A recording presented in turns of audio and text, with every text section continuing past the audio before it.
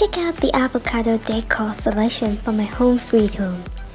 This avocado green obsession idea will make all avocado addicts fall in love at first sight.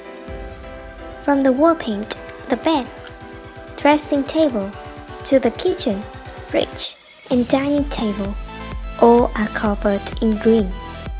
It looks absolutely stunning and fresh. Which fruit do you like? Do you want your house along with the furniture to be painted with the color of your favorite fruit?